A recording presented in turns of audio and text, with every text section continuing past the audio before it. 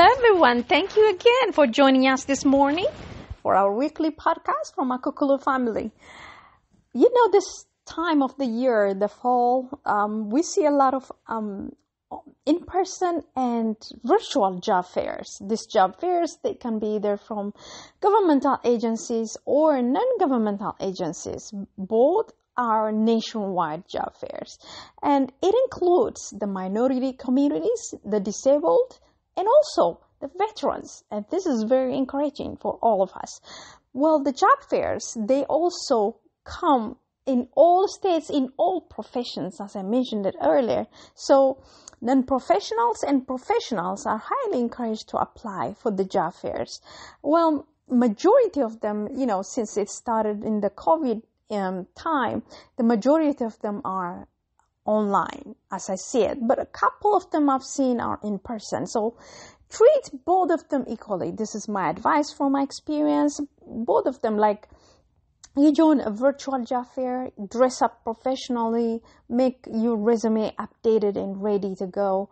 And also, choose an area where it's well lit and they can see you well. Check your internet service, your audio, your Zoom connection. Everything has to be ready. So the preparation, it's a little bit the same as the in-person one. The only difference is you commute. You go out of your house to go to the in-person job fair. But this one is even convenient. You stay at home or you stay at work, or you can be in the school library and still apply. Some of the government jobs, they do accept students. So students are highly encouraged to apply too, to develop their career and their professional skills and knowledge. So there are sites that you would like to go to. Let me mention some of them. HRSA, Health Resources and System Administration, is having a job fair. It's a virtual job fair. It's coming up on this Wednesday, September 14th from 6 p.m. until 9:30 p.m. Eastern Time. And then, you make ready and then you sit down and wait for the time. It's not only for the interview, by the way. It's also networking. While you're waiting for the interviewer or the presentation to come up on your screen, there are a lot of booths. You can connect with other interviewees and attending this seminar. Attending this virtual fair. So it's a really good chance to network with other people too. You can ask questions, any random question related to job, profession. They can share information. I've seen it before in my case too. So this job fair, and it includes the HRSA job fair, includes the medical, nursing, dental, and behavioral health care jobs. So this is specifically for healthcare jobs. All professionals who are practicing this profession are encouraged to apply. And also, students who are aspiring to be in medical profession, they're also encouraged to apply. And don't miss it. Again, the time is this Wednesday. The date is this Wednesday from 6 to 9:30 p.m. The other ones are job fairs that I posted on my website, on the company's website, akukulufamily.com, AKUKULU family.com. These are private sector jobs and other governmental jobs other than HRSA. These jobs, they include disabilities. They take consideration of disabilities and also veterans and women and people of color. So remember, this is a very good opportunity to use it. One thing about government jobs that we have to pay attention is they take time. They do need patience. They do need constant follow-up. So remember, if you apply for a government job, it might take more than 6 months. On average, excuse me, it might take more than 6 months. So, just patiently wait. In the meantime, don't waste your time waiting for just that job. You have to apply and work somewhere else or keep your current job. So this is something special about government job. When it comes to private job, their needs are usually immediate. If they need manpower, they hire you right there. The only difference is you perform well on the interview. Make sure you look at the camera straight to the camera, not to the screen while you're interviewing, because it will show on their end that you're looking at them straight. So make sure you look at the camera for the Zoom or virtual job fair. The private sector, nothing is special. Well, and the only thing is, it comes quickly, as I said, and it's very competitive. Not the same as the government job, but they're not as abundant as the government job. They're not a lot. I've seen at least 10, 12 listings that I posted on the website. So the private sector has good job opportunities in various sectors. So make sure you apply for that too. Let's discuss a little bit about these job fairs, especially the virtual one, because we're not as used to the virtual ones as we are with the in-person one. The in-person one, they're very traditional, but we've been doing it for a long time. We dress up well, professionally. We make everything ready, and then we go to the location and get an interview. But this one, you stay in the house. Sometimes you lose internet connection. It happened to me before. Sometimes the interviewer or the presenter schedules you for a specific time, but fails to show up due to technical errors, due to, extended schedule, overlapping schedule. This happened to me too. So this is from my experience that I had before. But overall, my experience is good. I can say I've been very successful with this virtual interview. But, things that you have to consider is, make sure you write down your questions while the presentation is going on. If you have any question, write it down. While, the interviewer is asking you a question, there might be some things that you want to clear up before you leave from the interview.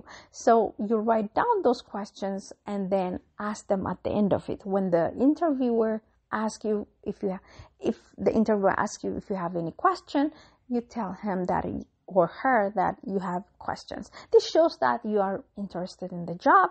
This shows that you want to have this chance, you want to get hired. This is a sincere initiation, a sincere interest. So this is one of the things I've learned. And also, this job for virtual job fairs, they have only half an hour.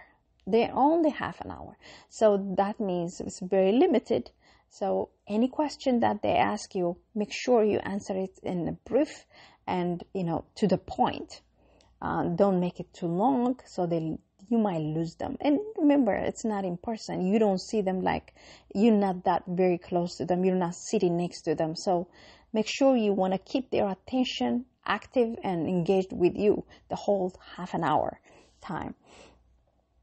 Another fact about virtual fair, there are a lot of booths. Booths means desk or section for each company that you want to move online. Like you move from one booth to one booth physically. It's the same thing on virtual interview too. You move from one booth to another booth, from one desk to another desk. So you visit each booth or each company's profile and description. You have a chance to watch the video about the company, a short clip. You have a chance to hear audio messages, and also you can download documents. They put all the documents ready for you.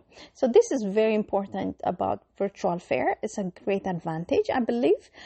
So you make sure you quickly select the company that you want to work with. You quickly scan the vacancies. You scan the vacancies and then, you pick the one that is suitable for you, experience-wise, for you, knowledge-wise. And also, you want to know the demographics of the patients. You want to know the diversity of the work area, the type of work environment, what kind of work environment or setup they have. The work setting is also important, because once you get a job, definitely you don't want to leave it right away. You want to stay there, make the connections, do a good networking, and be successful. So the main point is, to do all the assessments before the virtual fair started. What you do, join the virtual fair, probably 5 to 10 minutes earlier, because I haven't seen a virtual fair. They might, but I haven't seen a virtual fair that open 15 minutes before the event. Usually 10 to 5 minutes earlier, they open the job fair, virtual job fair link for you to join in. And then, you go in there and check who is there. Another fact is these job fairs, they have a chance. They give you a chance to talk to the interviewer right after your interview. Right after your interview, you can ask the person to schedule another, time slot, another time to meet with you and discuss in detail for any further information.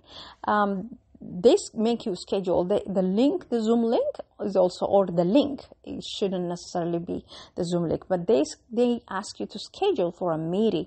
And then, you schedule a meeting. When it's about that time, you receive a notification, and then, you join the meeting. During the meeting, just feel free, relaxed, and show your personality. Show your personality. And then, ask question, anything, question, make suggestion, any question that you want to have, or that will clear up your understanding of the company, the mission, the goal of the company. And also, if it relates with you, if it correlates with you, you have to make sure that you ask that question. It's really advantageous for you and the employers too. That's the thing.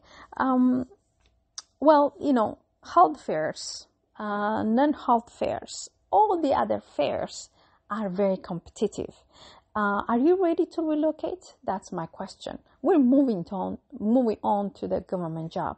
Moving on to the government job, whether in person or virtual, are you ready to relocate? Because government jobs, they do not necessarily come or become available in your area, in the nearby states. They may not be available.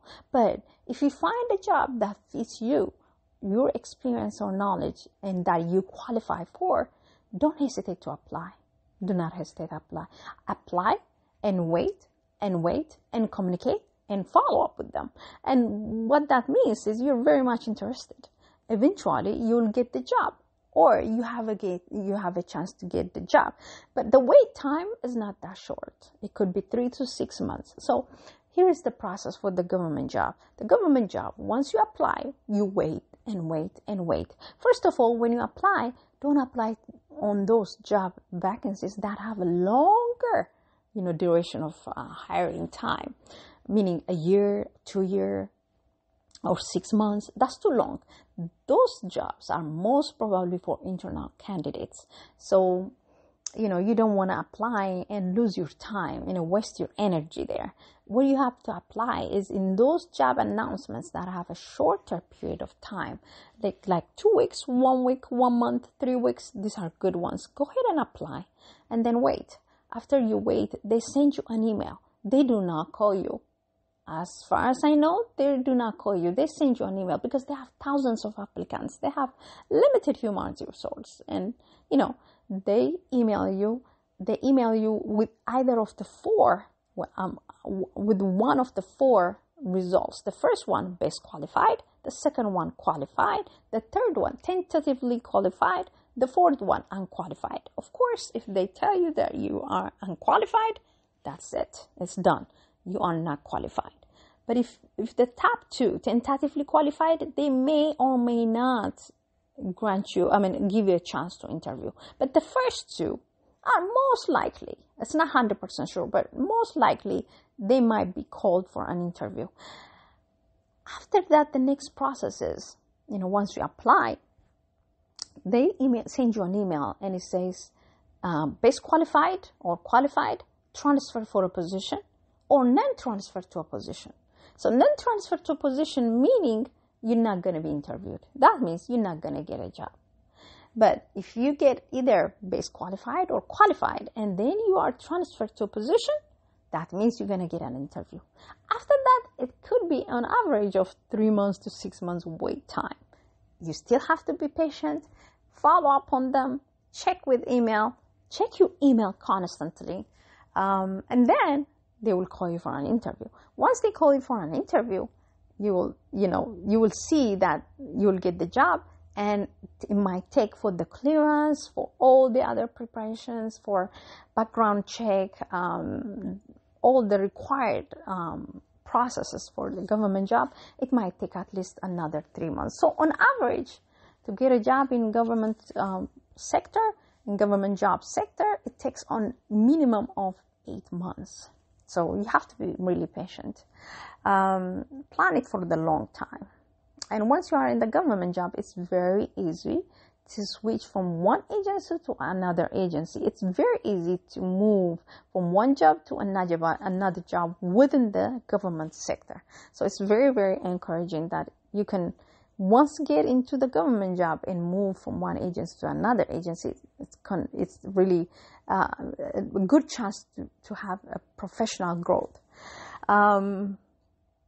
Government jobs usually are good for your family because they come with good benefits, good retirement plan, insurance, paid time off, paid sick leave, the vacation, minimum 2 weeks to a month, all paid.